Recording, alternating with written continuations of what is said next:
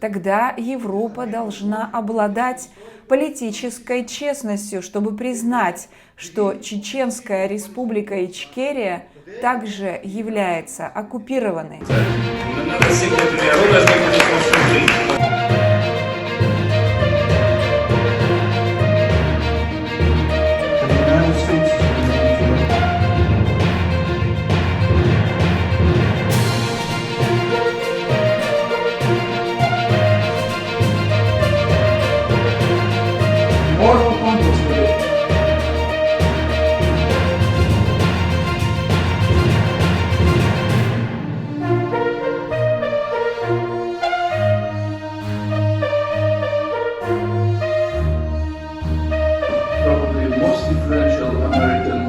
Нехай сила ваших демократичних інституцій.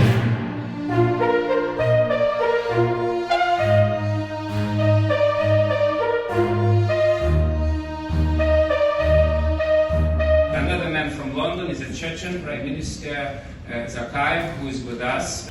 Thank you, Mr. Chairman. Thank you very much. It is a great honor for me to... Господин председатель, уважаемые члены парламента, представители правительств, дипломаты, эксперты, друзья Украины, Литвы, Европы и свободы. Для меня большая честь выступать сегодня в Вильнюсе, городе, который знает цену свободы не по книгам или дипломатическим декларациям, а по собственной истории.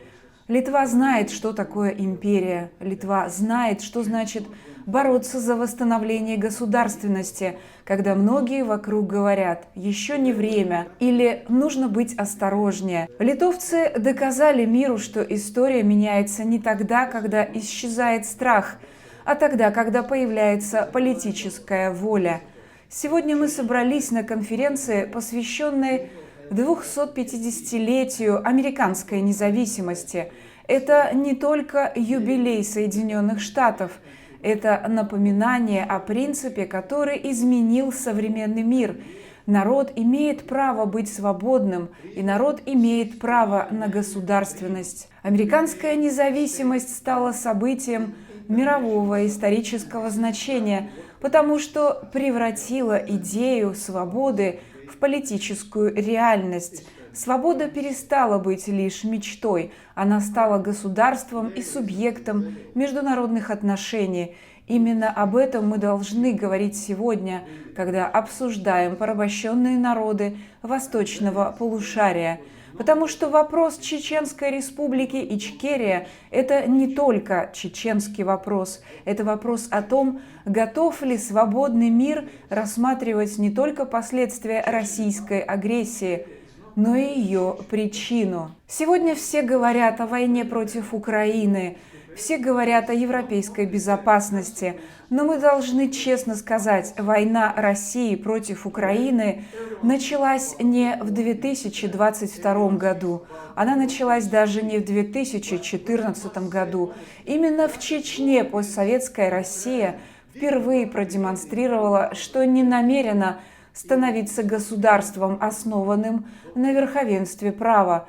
Именно в Чечне Москва возродила старые имперские методы: уничтожение городов, массовое насилие, депортации, фильтрационные лагеря, убийства и пытки. Тогда Европа называла это внутренним делом России. Но это не было внутренним делом, это была первая война новой Российской империи против свободы. Если бы мир правильно понял Чечню и Грузию, если бы мир правильно понял природу Российской империи, Европа не платила бы сегодня столь ужасную цену. If the world had properly understood Chechnya and Georgia at that time, if the world had properly understood the nature of the Russian Empire, Europe would not be paying such a terrible price now. But history provides.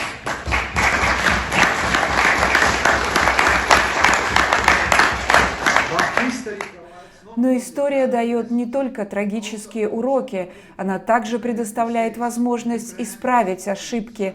И сегодня такую возможность открыла Украина. 18 октября 2022 года Верховная Рада Украины сделала исторический шаг, признала Чеченскую республику Ичкерия временно оккупированной Российской Федерацией и осудила геноцид чеченского народа. Это был не просто символический жест, это был акт стратегического понимания. Украина, которая сама ведет борьбу против российской агрессии, стала первым государством, ясно заявившим: проблема России заключается не только в Путине, проблема России заключается в имперской структуре, которая веками удерживала народы силой и превращала их в ресурс для новых войн. Сегодня я хочу обратиться прежде всего к государствам Балтии, Польши, странам Восточной Европы и тем народам, которые сами пережили советскую оккупацию и российское господство. Многие наши друзья говорят нам: все зависит от Украины. Да, это правда, сегодня очень многое зависит от Украины. Украина защищает не только свою землю, Украина защищает европейскую цивилизацию, демократические институты и право народов жить свободно, без имперского диктата.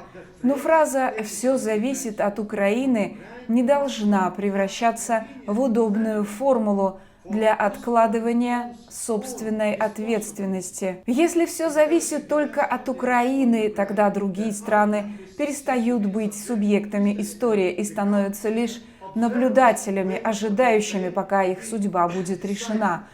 И государства Балтии лучше других знают, что ждать милости от истории опасно. История уважает тех, кто принимает решения. Сегодня Европа стоит перед тем же выбором. Можно сказать, сначала Украина должна победить, а потом мы будем обсуждать права порабощенных народов.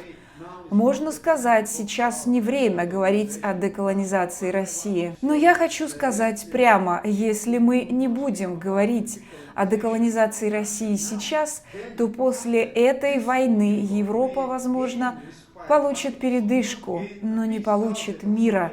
Потому что без преобразования России в государство, основанное на верховенстве права, мира в Европе не будет. И преобразование России в правовое государство начнется не с очередного обещания Москвы стать демократической. Мы уже слышали эти обещания раньше. Мы слышали их после распада СССР. Преобразование России начнется только тогда, когда мир признает фундаментальный факт. Российская Федерация – это не просто авторитарное государство. Это имперская структура, построенная на подчинении порабощенных народов.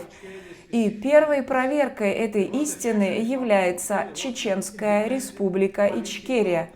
Почему именно Ичкерия? Потому что Чеченская Республика Ичкерия была независимым политическим образованием, возникшим в период распада Советской империи, потому что чеченский народ выразил свою волю быть свободным, потому что Россия уничтожила эту государственность посредством войны, потому что сегодня территория Чеченской Республики Ичкерия находится под оккупацией и контролем Российской Федерации. И если Европа признает оккупацию Украины, если Европа признает незаконность аннексии Крыма, если Европа признает право балтийских народов на восстановление независимости после советской оккупации, тогда Европа должна обладать политической честностью, чтобы признать, что Чеченская Республика Ичкерия также является оккупированной.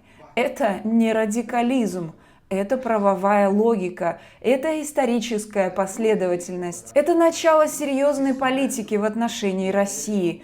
Сегодня мы часто слышим: Россия должна потерпеть поражение. Но что означает поражение России? Настоящее поражение Российской империи означает демонтаж самой имперской модели. Оно означает признание права порабощенных народов на политическую субъектность. Европа не может бесконечно защищаться от России, не задавая фундаментальный вопрос: почему Россия вновь и вновь порождает войны? Ответ очевиден: потому что Россия никогда не была деколонизирована. Советский Союз распался, но Российская империя так и не была полностью демонтирована. Многие народы получили независимость, но многие остались внутри новой Российской Федерации, где империя лишь сменила флаг, язык и правовую форму. Сегодня эта неразобранная империя вновь угрожает Европе. Первыми странами, находящимися под угрозой, являются те, что граничат с Россией. Литва, Латвия, Эстония, Польша и Финляндия прекрасно знают, что российская угроза – это не теория, это не тема для академических дискуссий, это вопрос жизни, безопасности и будущего. Поэтому я хочу сказать совершенно ясно, признание Чеченской Республики Ичкерия оккупированной – это не только помощь чеченскому народу, это вклад в безопасность самой Европы.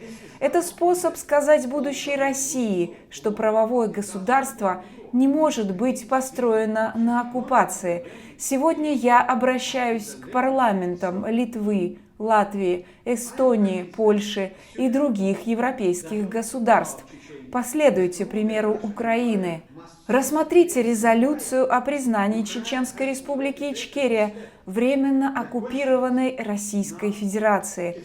Осудите преступления, совершенные против чеченского народа. Откройте политический диалог с представителями Чеченской Республики Ичкерия. Включите вопрос Северного Кавказа в обсуждение будущего европейской безопасности. Это не означает, что все проблемы будут решены завтра, но это означает, что Европа начнет говорить с Россией не на языке страха, а на языке исторической правды. Я убежден, что безопасная Европа невозможна без свободной Украины. Но я также убежден, что прочный мир в Европе невозможен без деколонизации России. А деколонизация России начинается с признания правды. Правды о Чечне, правды о том, что Российская империя должна перестать быть империей. Украина уже сделала этот шаг. Теперь вопрос заключается в том, последуют ли ее примеру те страны, которые лучше других понимают цену оккупации и цену свободы. Европа, которая не поможет деколонизировать Россию, будет обречена снова и снова защищаться от России. Но Европа, которая осмелится принимать исторические решения, может стать не только пространством защиты, но и пространством освобождения. Спасибо. Thank you for your attention. Thank you very much. Thank you very much.